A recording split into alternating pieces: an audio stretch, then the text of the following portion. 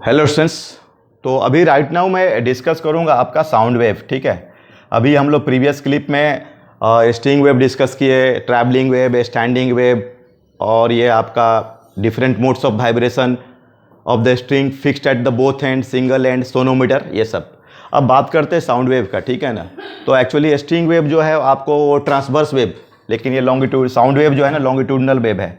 Actually जैसे मान लो कि ये आपका, तो ये साउंड जो प्रोड्यूस होता है मतलब यहाँ से लाउड स्पीकर से, तो वो जो एयर पार्टिकल्स का जो डेंसिटी होता है ना वो थोड़ा सा बदलता है। जैसे ये जो यहाँ पर ऐसे कुछ कॉम्प्रेस्ड हो जाएगा ये इस तरीके से। ठीक है, ये कॉम्प्रेशन और रेयरफैक्शन बोलते हैं, डिस्कस करेंगे। या बोले तो आपको जैसे ये पार्टिकल है, ये लाउड स्पीकर है, और ये पार्टिकल जो होगा ऐसे वाइब्रेट होगा लॉन्गिट्यूडनली। ठीक है ना, 0 + a, मतलब ये यहाँ x = 0, x = -a। ठीक है, या कहीं पर इसको s = 0, s = +a और -a, फिर ये साउंड जा रहा है इधर ट्रैवलिंग, और ट्रैवलिंग वेव ही है, ये TW है, ट्रैवलिंग वेव है। ठीक है, अब यहाँ का जो पार्टिकल है ऐसा ऑसिलेट करेगा और एनर्जी कंटिन्यूसली ट्रांसफ़र होगा, तो ये तुम्हारा क्या है, लॉन्गिट्यूडनल वेव। क्या है, लॉन्गिट्यूडनल वेव है। और इसको प्रोपगेट होने के लिए मीडियम की नीड होगी। अगर तुम यहाँ से एयर निकाल दोगे तो सिर्फ लिपसिंग दिखेगा, तुम्हारा साउंड नहीं मिलेगा। तो ये आपका मैकेनिकल वेव क्या होगा, ये होगा मैकेनिकल वेव। इसका जो एयर में जो स्पीड होता है मतलब अप्रोक्स एक्सपेंड 332 मीटर/सेकेंड। ठीक है, डिफरेंट मीडियम में डिफरेंट इसका स्पीड होगा, क्योंकि ये मैकेनिकल वेव है।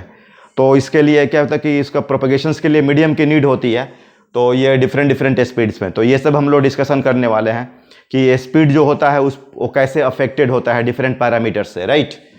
तो ये चीज़ है। और ये मैकेनिकल वेव है, लॉन्गिट्यूडनल वेव है। ठीक है, मैकेनिकल वेव है, लॉन्गिट्यूडनल वेव है। और क्या इसमें समझाऊँ आपको? हाँ, ये ध्यान देना इसमें कि जैसे इसमें लॉन्गिट्यूडनल डिस्प्लेसमेंट वो वेरी करेगा। ठीक है ना, यहाँ पर s जो होगा is the function of the x and t। ठीक है, या s is the function of the क्या बोलेंगे, x = 0 and t = ft, and s is the function x = x and t is the function of t - x/v। ठीक है, इस तरीके से ये लॉन्गिट्यूडनल डिस्प्लेसमेंट, राइट। तो s = आपका s0, या जो भी लो आप a low, sin ωt - kx। अगर वेव v स्पीड से, ये v तुम्हारा वेव स्पीड है, अब ये राइट डायरेक्शंस में अगर जा रहा है तो। ठीक है, और दूसरा इंपॉर्टेंट बात, साउंड वेव को हम लोग प्रेशर वेरिएशंस में भी डिस्कस करते हैं। मतलब ये ΔP, इसमें ΔP the function of t - x/v। ये v क्या है, तुम्हारा speed of the sound wave है। एक्चुअली होता है क्या, जैसे अभी एटमॉस्फेरिक प्रेशर 180 m है, तो अगर मैं साउंड प्रोड्यूस करूं तो यहाँ का जो प्रेशर, मतलब आप बोल सकते हो कि P0 ± ΔP हो जाएगा, P0 ± ΔP। और ये जो इतना का जो वेरिएशन सारा ΔP, वो मतलब साइनसॉइडली होगा आपको इस तरीके से। ठीक है, तो ये sound wave is also known as the pressure wave या pressure variation wave. Sound wave is also known as the pressure variation wave, right. तो उसको आप कैसे इसमें ये लिख सकते हो, ये ध्यान देना है।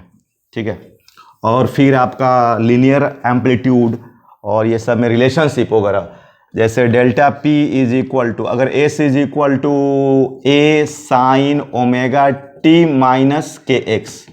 k क्या है, W/v। W क्या, ओमेगा/v, ओमेगा एंगुलर फ्रीक्वेंसी, ये सब कांस्टेंट क्वांटिटी होता है, v वेव स्पीड होता है। और ΔP = ΔP0 sin ωt - kx + π/2। ये ध्यान देना, या ΔP0 sin cos ωt - kx, ये ध्यान देना। ये दोनों के बीच का फेज डिफरेंस π/2 होता है। अगर ये तुम्हारा 0 होगा, अगर डिस्प्लेसमेंट ये साइन से चल रहा है, और ΔP जो चल रहा है वो कॉस के हिसाब से, अगर तुम्हारा ये 0 है तो ये ΔP0 ये मैक्सिमम वैल्यू अचीव कर रहा है। ठीक है, they have the phase difference of the how much, π/2। तो ये याद रखना, ΔP = ΔP0। और ये डेल्टा पी नॉट और ये लीनियर एम्पलीट्यूड में रिलेशनशिप होता है। Delta p naught is equal to b a k है तुम्हारा वेव नंबर, मतलब के इज इक्वल टू डब्ल्यू बाई वी, ठीक है। और ये डेंसिटी का भी मैंने बताया, कंप्रेशन और एयर फ्रैक्शन, तो rho is equal to rho naught cos omega t minus k x, ये कोई पर्टिकुलर मीडियम का डेंसिटी है, ठीक है। तो प्रेशर वेव और density wave are in the same phase, वो दोनों एक ही जैसा, ठीक है। Rho naught density cos omega t minus k x, तो ये अपना साउंड वेव का इक्वेशंस हो गए, ये सब डेंसिटी के टर्म में, प्रेशर के टर्म में और आपका एस के टर्म में। और this is the relation between what amplitude और बी क्या है, बल्क मॉडुलस। बल्क मॉडुलस आपने पढ़ा होगा फ्लूइड, ये मैकेनिक्स ऑफ द मैटर में, आपका B is equal to delta P minus delta P delta V by V, Young modulus A by A delta L by L, ये सब इसका भी थोड़ा इसमें पार्शियल यूज होने वाला है। तो इस तरीके से हम लोग ये साउंड वेव इसमें डिस्कस करेंगे। अगला जो हमारा इसमें टॉपिक होगा वो साउंड वेव का स्पीड पर बात करने वाले हैं।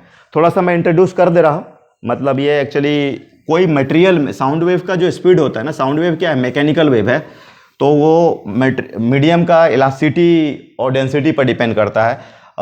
मतलब ये speed of the sound wave, speed of sound wave in any medium, right, in any medium, sorry.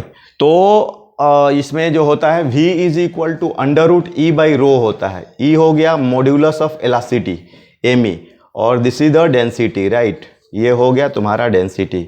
अब जैसे सॉलिड में लोगे, सॉलिड के अंदर में v is equal to under root Y by rho हो जाएगा, और फ्लूइड में जब जाओगे तो v is equal to under root B by rho, ठीक है ना। और पर्टिकुलरली अभी हम लोग इसमें भी गैसियस मीडियम के लिए बल्क मॉडुलस जो होता है वो बी आइसोथर्मल और बी एडियाबेटिक, ये भी हम लोग डिस्कस करने वाले हैं। ऐसे अगर आप थर्मोडायनेमिक्स वगैरह, तो बी आइसोथर्मल जो होता है वो पी के बराबर होता है, तो उसके हिसाब से v equal to P by rho होगा।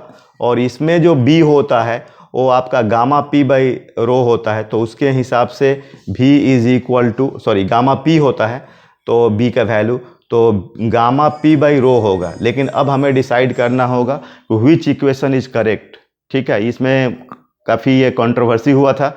न्यूटन्स ने साउंड का जो प्रोडक्शन को गैसियस स्पीड में ही टोल्ड दैट कि there is no change in temperature, that's why it is the isothermal process. But experimentally जो साउंड का जो स्पीड है, इस प्रोसेस से जब निकाला गया p by rho value put करके, तो it was the big difference, 332 के बदले 280 जैसा आ रहा था। बट बाद में इसमें लैपलस ने करेक्शंस किया और वो ही सेड दैट कि the production of the sound in gaseous speed is the adiabatic, and he introduced b gamma p and then got the value exactly, right. तो this is the Laplace correction actually, और ये सब मैं आपको next clip में इसको details में discuss करने वाला हूँ, ठीक है। Okay, thank you.